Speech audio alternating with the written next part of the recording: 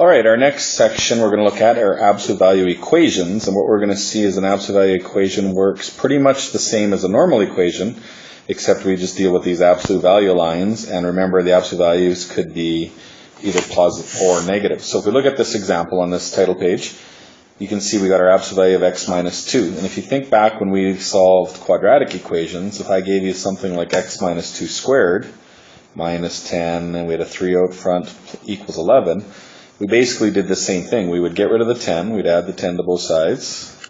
So that gave us 3x minus 2 squared equals 21. So you can see that step looks pretty much the same. Then we divided by 3. So that gave us 7. So once again, that's the same answer. So the only thing that's different now, when we had quadratics, we would square root both sides and solve. Now once we get it down to absolute values, we just got to remember it's got to be plus or minus.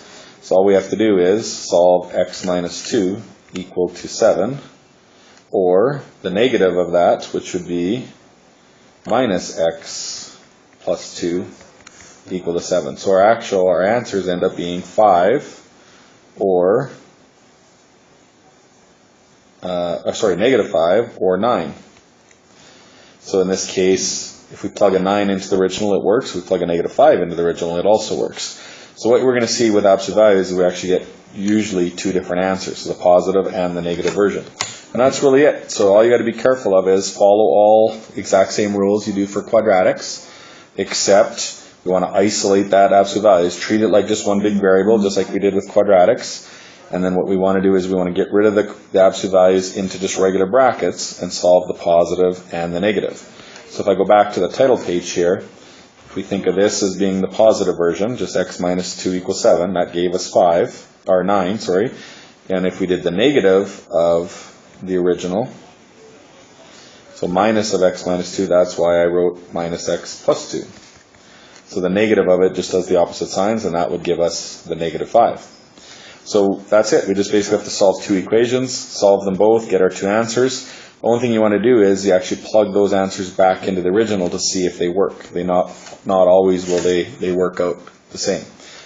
Okay, so this next one here, we got x plus 3 equals 7, so we want to solve it as a positive and as a negative. So we just put that on both and solve away. You could actually, if you really want to, we could do it as x plus 3 as positive and then put the plus or negative on the 7. You get the same answer either way. But it's usually better to write it like this because it'll help us later on when we're graphing. So if it's positive out front, we'd have x plus 3 equals 7. Okay, so add minus 3 on both sides. We get x equals 4 as our one answer. Let's do the same thing with the other one. So the minus on the brackets will make it minus x minus 3. Add 3 to both sides. Divide by the negative 1. So we get negative 10. So we have two different answers. Let's plug them both back into the original. So if you put a 4 in, is absolute values of 4 plus 3 equal to 7? Yes, because that would be 7 equals 7, so that one's good. Try it again for negative 10. So you'd have negative 10 plus 3. That would give us negative 7. Is that equal to 7? Yes. So they're both good. So in this case, both answers are valid, so we have two different solutions. Okay. The next one, what we want to do is the exact same thing, but you can see we just have a little bit more complicated equation, but solve it the same way. Do the positive of the absolute value equals 5 minus 3x, and do the negative of the absolute value.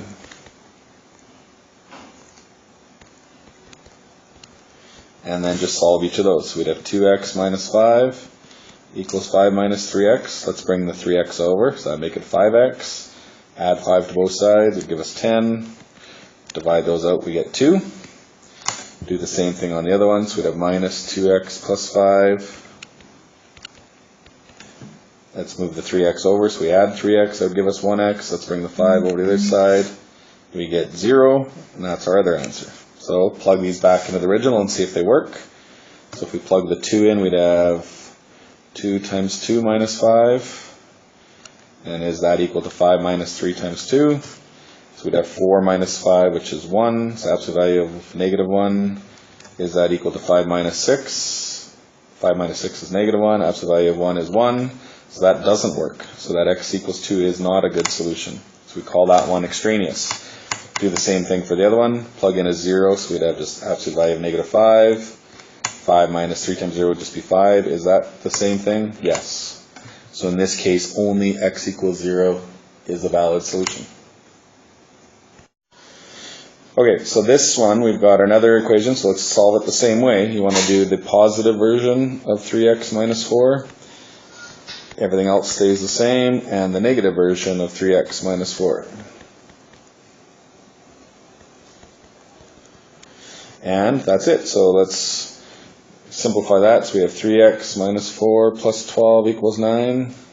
This one we got 3x minus 4 minus 3x plus 4 plus 12 equals 9. I'm just showing you a different way. We could have brought the 12 over right away to make it negative 3, which is totally fine, but let's try it this way.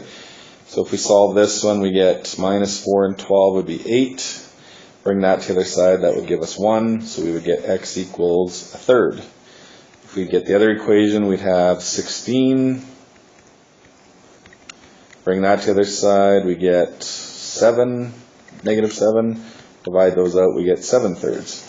So we have our two different answers, but what happens now when we plug them in? We go 3 times a third, that's 1. So we'd have 1 minus 4. Absolute values, which would be negative 3, which would be positive 3, is positive 3 plus 12 equal to 9? No. So that one doesn't work. Try the 7 thirds. 7 thirds times 3 is 7. 7 minus 4 in absolute values would be 3. Is 3 plus 12 equal to 9? No. It doesn't work either. So in this case, neither of them work, so our answer would actually just be no solution. So I'm showing you as we solve these, there's a couple different ways of doing it. Just change them to plus and minus and solve. Or like I said earlier, if we wanted to, we could have just rearranged this equation first, bring the 12 over. So you'd have 3x plus 4 equal to negative 3. So now you can see why there is no solution. This absolute value of whatever's inside there is always going to be positive, so it's impossible to get negative 3 for an answer. So that might have been a better way to write it, and then we would have figured out that there's no solution a little bit sooner. Either case, it always works no matter how you solve these. Okay, that one's the same. We'll skip that one. And let's try now a couple quadratics, because they work the same as normal quadratics.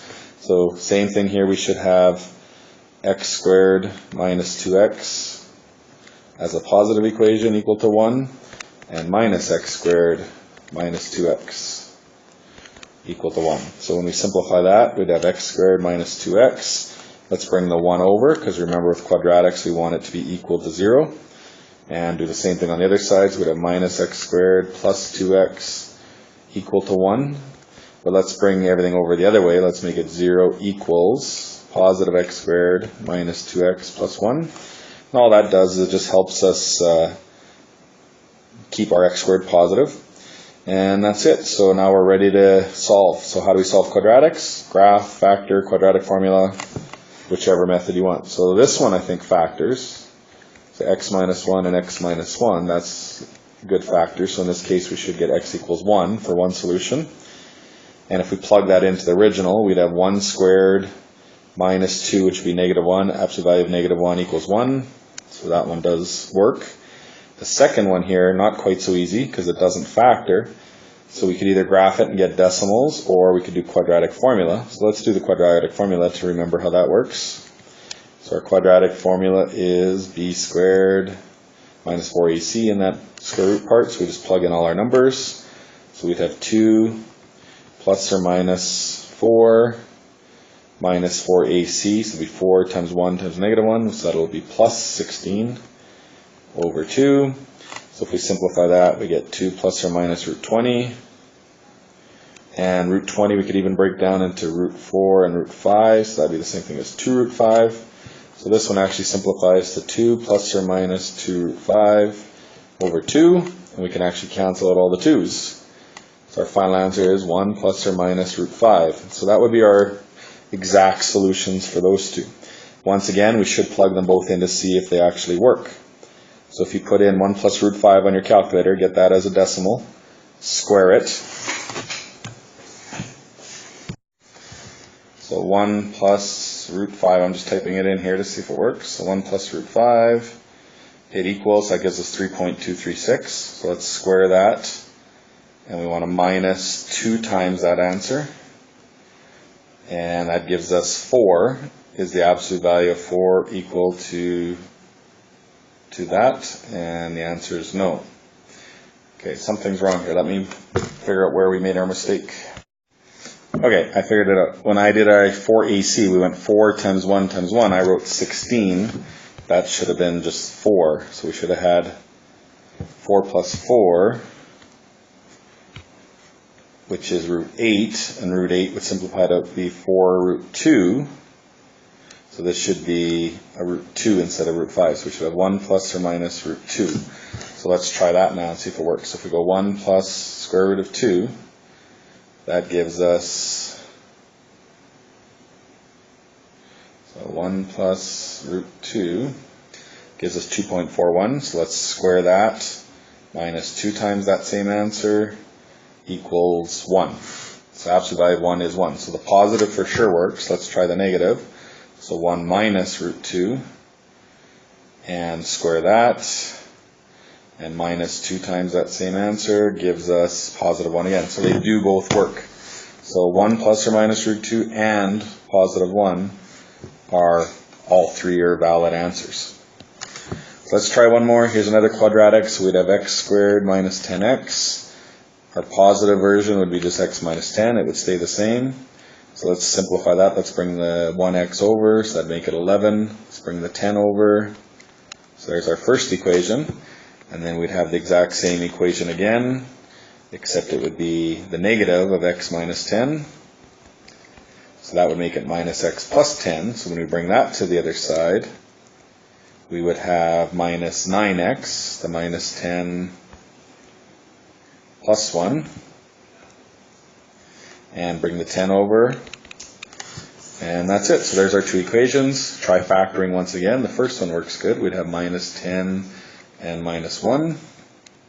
So our answers are 10 and 1. And for our last one, we would get minus 10 and plus 1.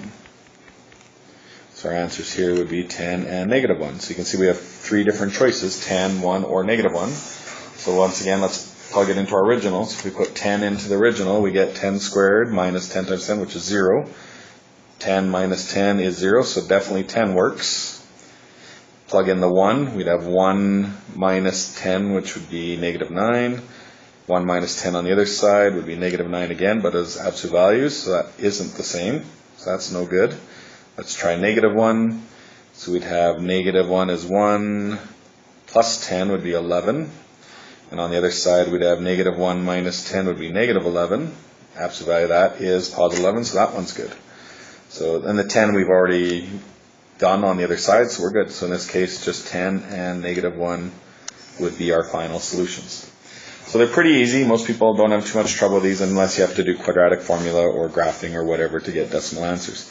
Just basically remember to solve the positive version, the negative version, and always test your answers to see if they indeed work out or not. And that's all.